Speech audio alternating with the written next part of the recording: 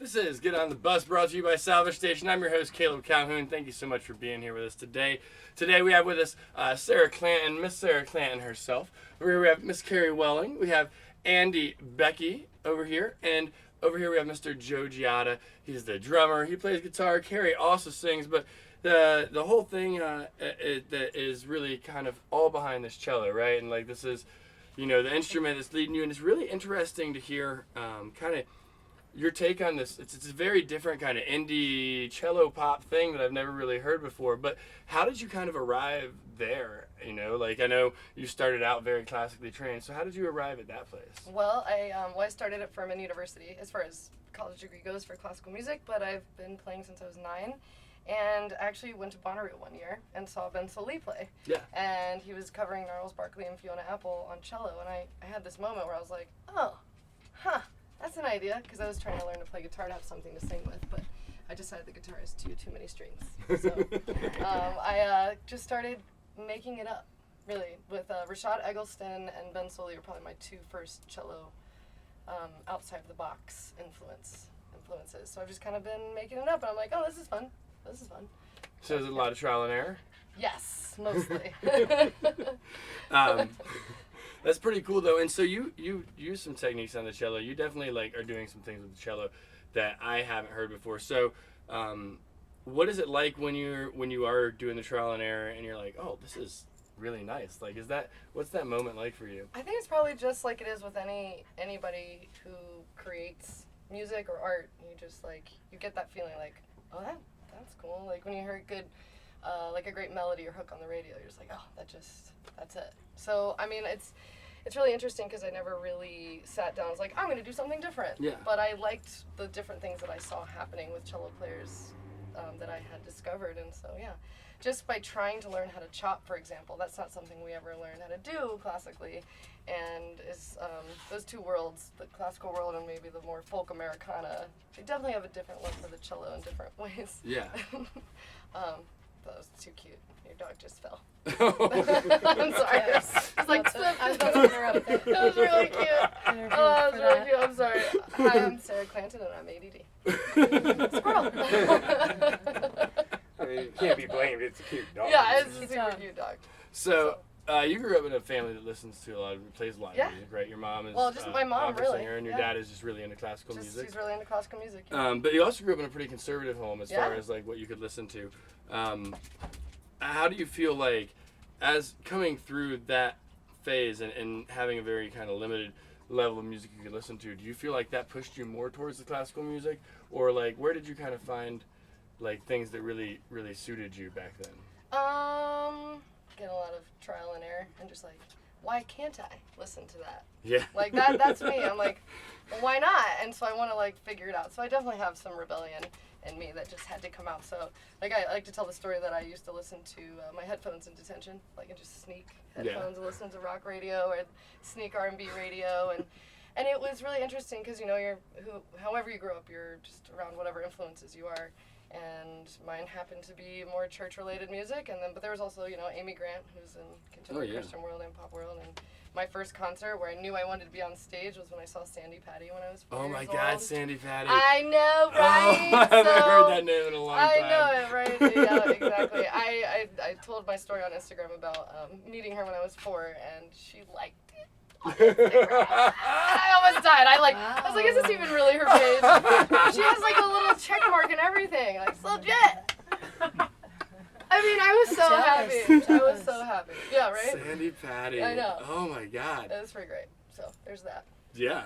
So were you, when you listened to Christian music growing up, was it mostly like the contemporary Christian, or did you find some of the it was all interesting guys like Me Without You and bands like that?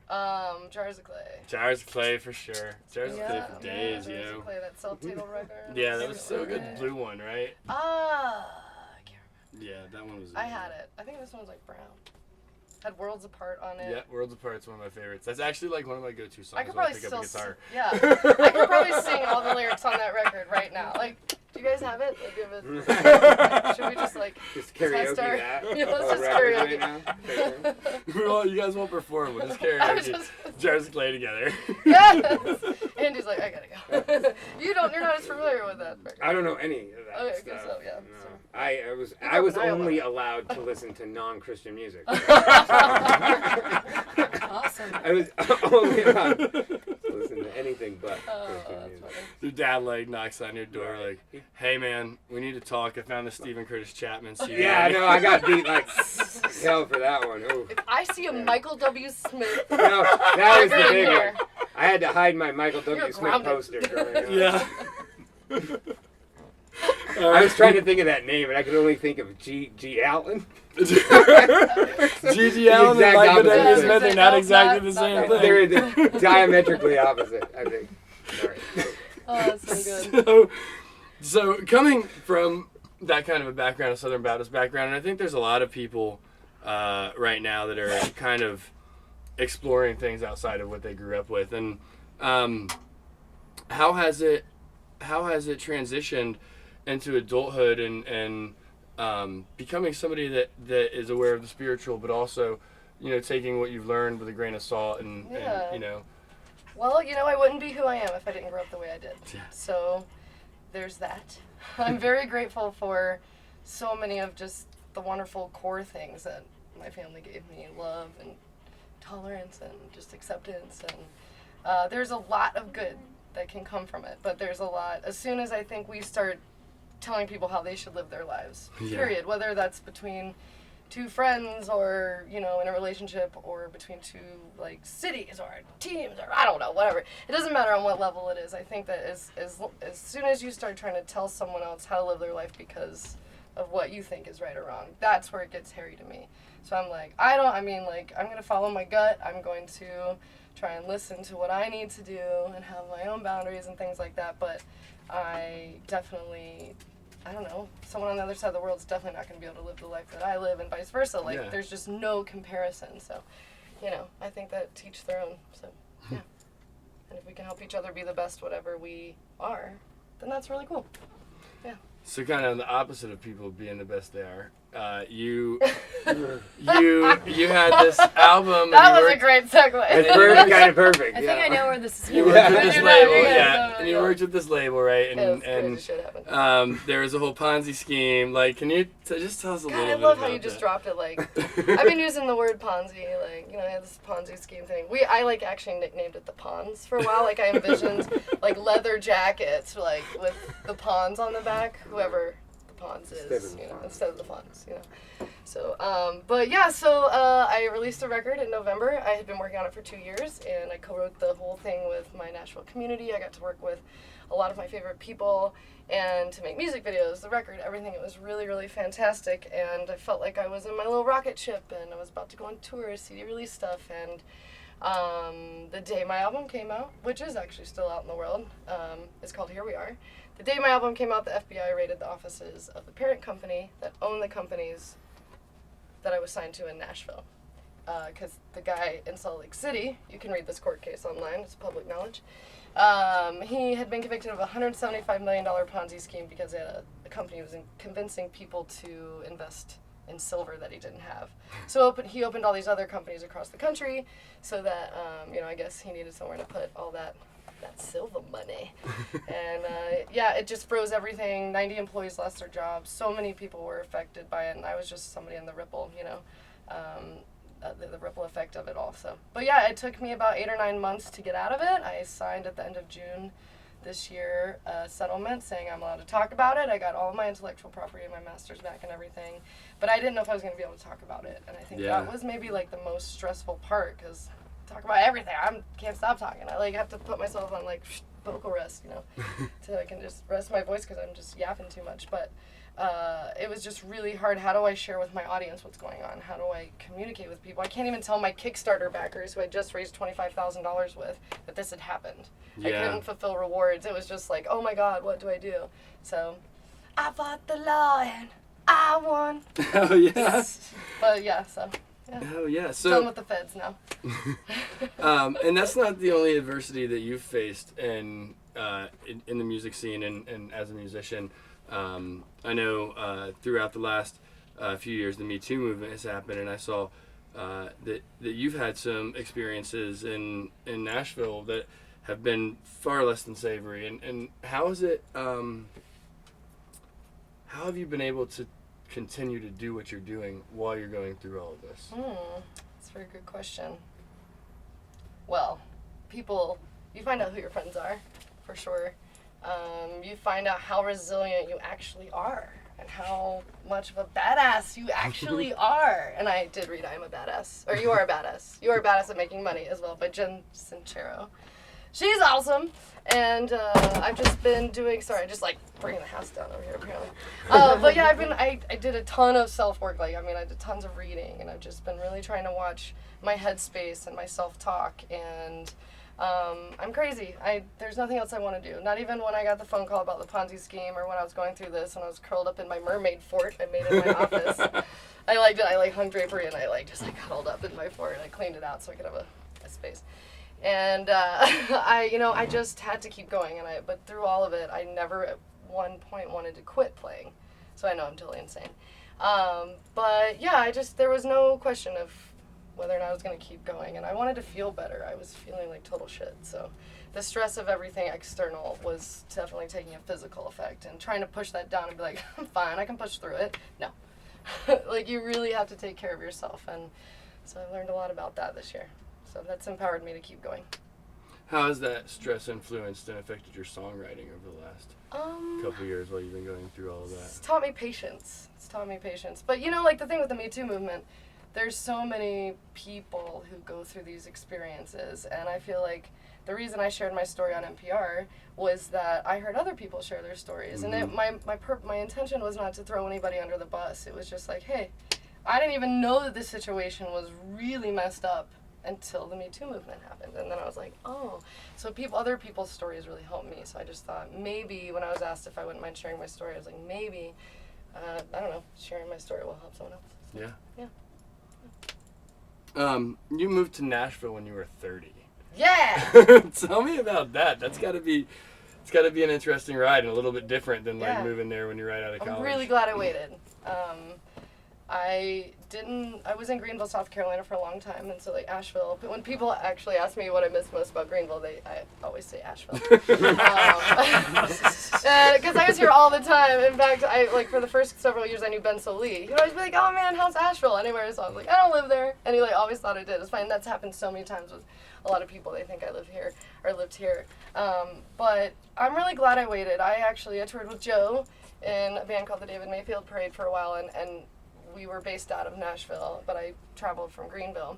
So that really got me coming to Nashville regularly in 2011. And then I ended up being there once a month for a week, and then it turned into 2 weeks a month, and then I ended up moving there. But I gave myself a deadline. I said I want to move to Nashville by the time I'm 30. Yeah. And so I did. Yeah.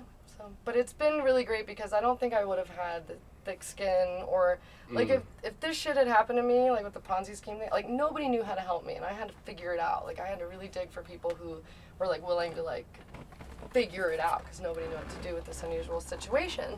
But I don't know if I would have had the stamina when I was in my early 20s or coming to college to deal with that. I don't think I would have had, the wherewithal, but just a lot more. I've learned a lot about myself through it all. I'm glad I waited.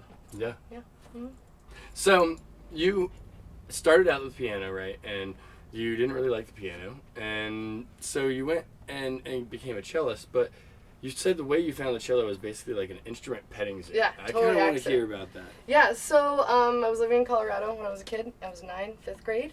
And they gave us a gym with a ton of instruments. We could just walk around and try. So that's why I said it was a petting zoo. And I thought I wanted to play flute or French horn, but I couldn't blow into it. And I remember the alcohol swab everything, and then you try out, and I just was like, I don't like this. Couldn't do it. So I sat down with the cello, and my mom was an opera singer, and so I really loved, from all the performances that she took us to, I remember loving the sound of the orchestra tuning. Mm-hmm. It's my favorite part. And so when I sat down with the cello and I pulled the bow across the string, I was like, yep, that's it. I'll choose this one. And so we got me a cello, went out to the back porch of my house in Colorado, and I'm sure the cello was out of tune. I didn't know how to hold it yet, and then I just pulled on the strings, and I'm sure the neighbors oh God, here we go. But yeah, so that was it. And I say that this is my longest relationship. So. I bet you wake up in the middle of the night and just panic kicking yourself that you didn't pick up the French horn instead. Never. Never. No, sometimes I have What nightmares. with the French horn craze in popular music? I mean, dude, nowadays. people You never love know. the You're gonna French catch horn me. Imagine right what now. I would have done with it. It sounds like Jurassic Park. Yeah. It does. I The just wish I French could horn sing. sounds like Jurassic Park. It does. Are you euphonium? Kind of ish. Okay, never mind. So,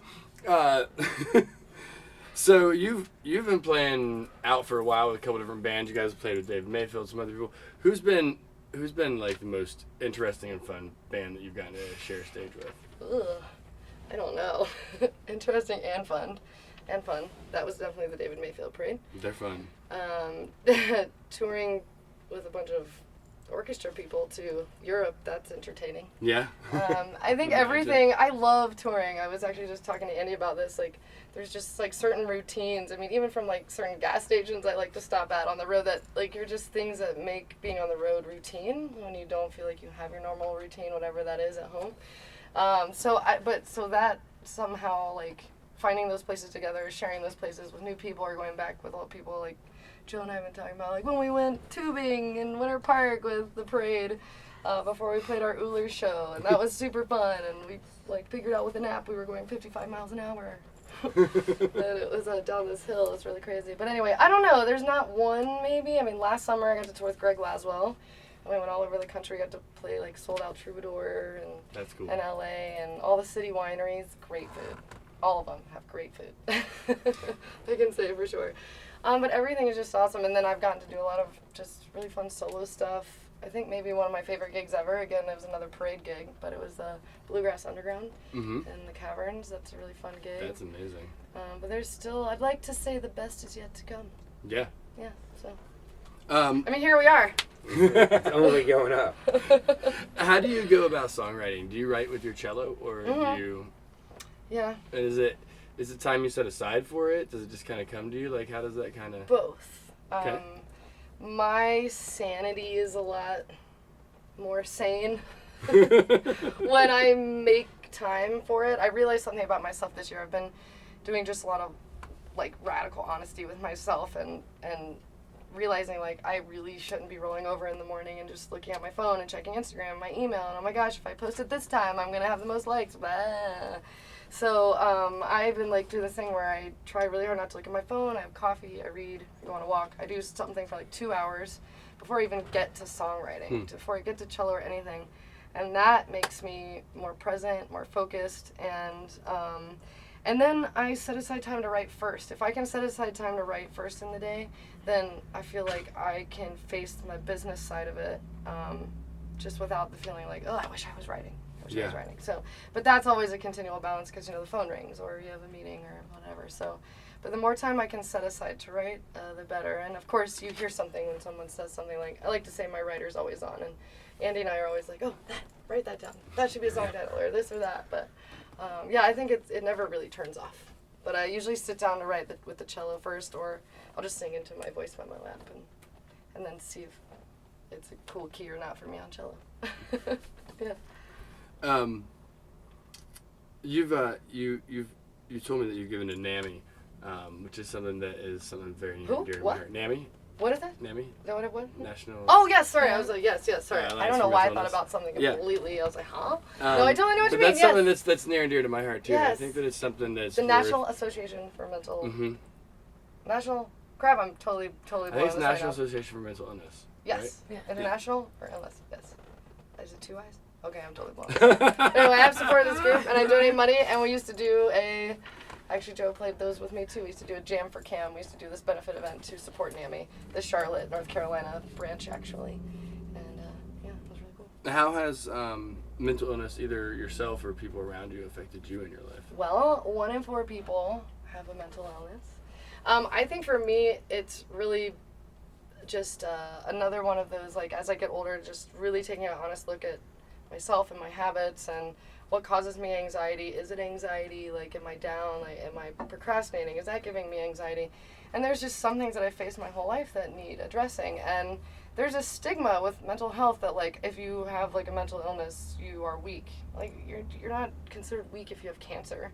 You know, like, you know, it's just, it's another, our brain is something else in our body, just like our heart. Eckhart Tolle, I'm going to totally blow this too, but Eckhart Tolle, who wrote New Earth, I've been wrapping my head around this for a few weeks. I've been listening to the Oprah Super Soulful Conversations. I go through it chapter by chapter, but I love this idea that you are not your thoughts. You're also not your heartbeat. Like, you're not that you breathe.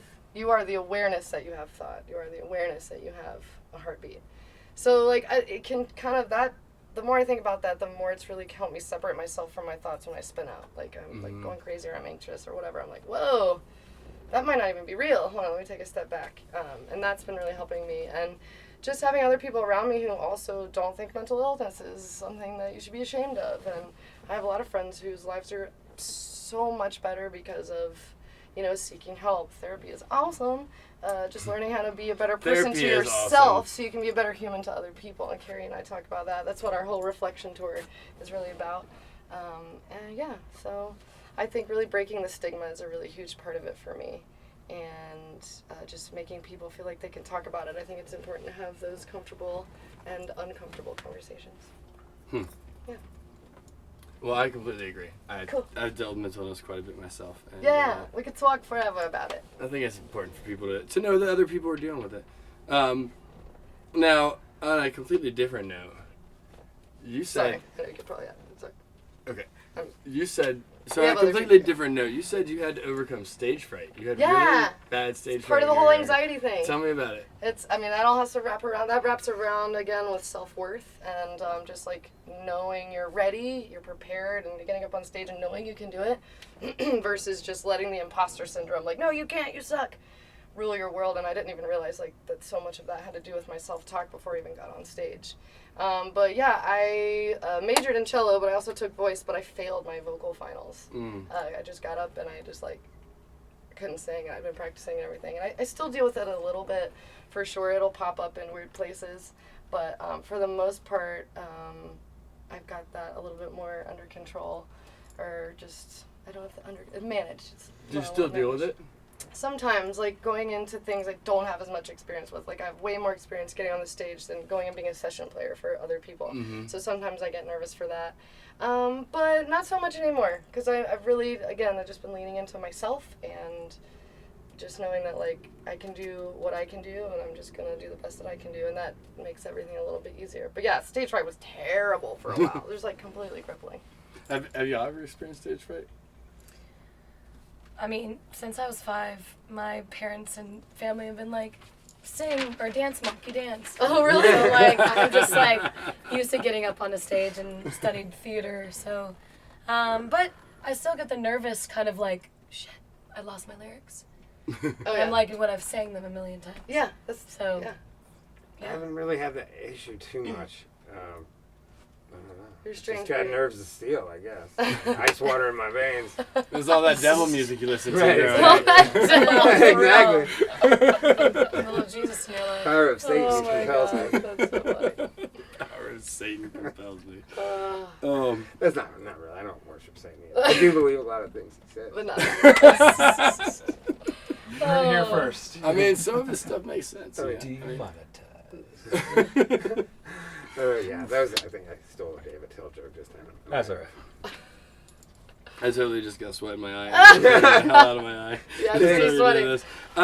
So I guess like I probably gotta come up with one more question now because I just like got lost. Let's see what we got It's here. the heat. We're going So, delirious. all right, this is gonna be the last question too, and anybody who else wants to jump in on it too, if anybody else teaches. So, I know that you teach music as well. You teach cello, and you've taught sometimes up to 20 students at a time. You're doing less now because you're focused on your career right now. But what is it that makes you want to teach, and what drives you to teach what you know to other people?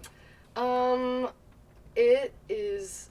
I see it so often where kids who just love playing get told one thing, like, you suck, from like a teacher, or I mean, I have heard that come out of a teacher's mouth to a class, and I just was like, oh my God, like, I don't know, you're just stripping the joy away. And so for me as a teacher, what I try to always start with something positive in lesson, But I'm a kind of a stickler for like technique and stuff, even though I break a ton of rules. But I feel like I couldn't do what I do now without having learned what I did first. But I think like starting with a positive when we play a piece, and then I always start off my lesson with, what was your favorite thing that you've been working on this week? Because I think if we can consider it more play than like practice, I don't know. For me, anytime I was just push, the less I wanted to do. But then I was very fortunate to have a handful of teachers that really just nurtured the joy of music, and that kept me going. Because shit is gonna happen. Ponzi schemes, you know? Yeah. But you just have to keep playing, you know? And if I didn't play because I just felt like I had to and I didn't just love it, like, I don't know, I wouldn't have made it through all the other things, so. And is that why you feel like you put on such a feel-good show, like a kind of show where people can come out? You think that's because you put that energy into it at the front end? I listened to an NPR interview with, I can't remember who the artist was now, years ago, and she said something like, every time I play that song, I relive that moment. And that's totally true for all of us. Like, anytime we write a song or whatever, I'd say you can't help but go back to certain times and places.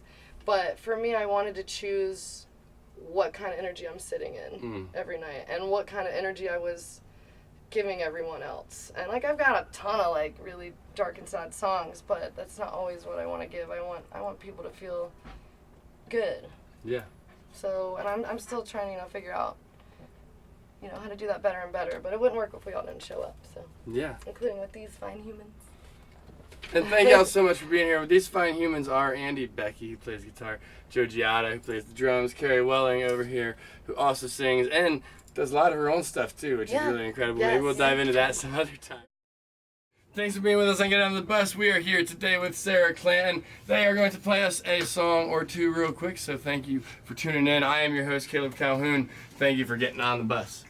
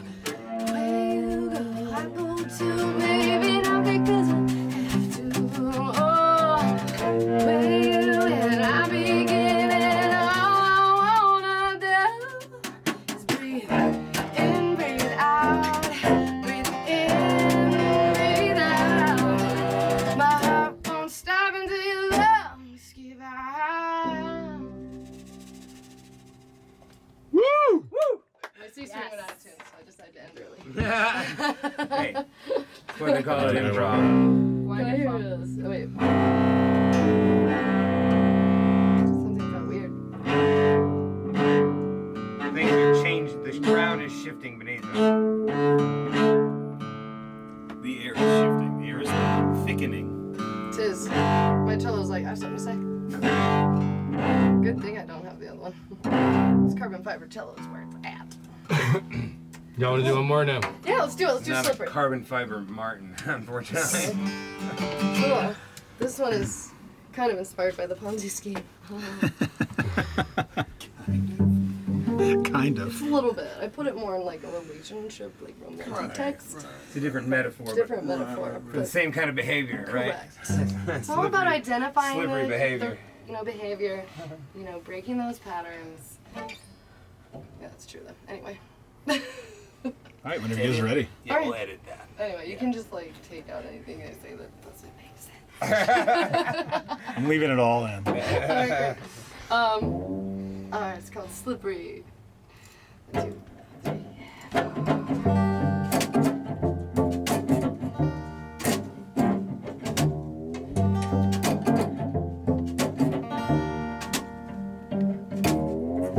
Got caught up in a game of cat and mouse. Won't do that again, knowing what I know now.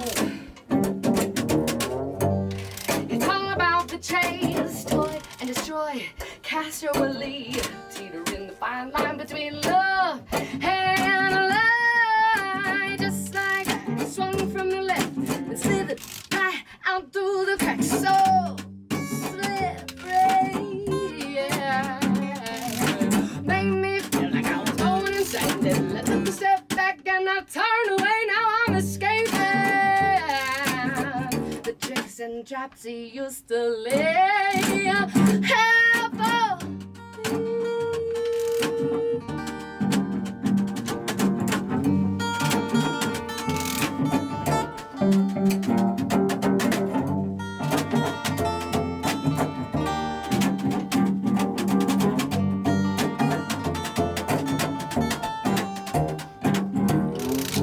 Took me around the block for a spin.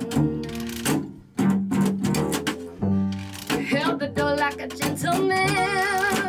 Yeah.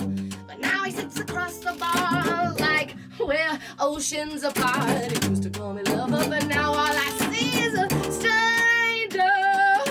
Just like he swung from the left and he slithered right out through the cracks. So slippery. Made me feel like I was going insane. Then I took a step back and I turned away. Now I'm escaping.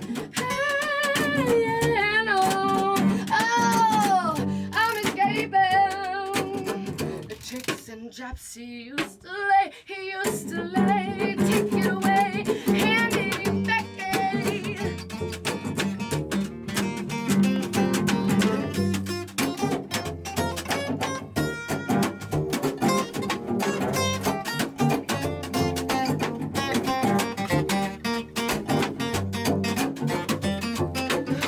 Yeah, oh, just like that. He swung from the left and he slithered right out through the cracks. So slippery. Oh, made me feel like I was going insane. Then I took a step back and I turned away. Now I'm escaping the tricks and traps he used to lay for me. Woo! Ladies and gentlemen, this has been Sarah Clanton. We have Sarah Clanton, Joe Gianni, Mr. Andy Becker, or Becky. Thank you so much for being here with us and watching this guy on the bus presented by Salvage Station. I'm your host, Caleb Calhoun. We'll see you next time.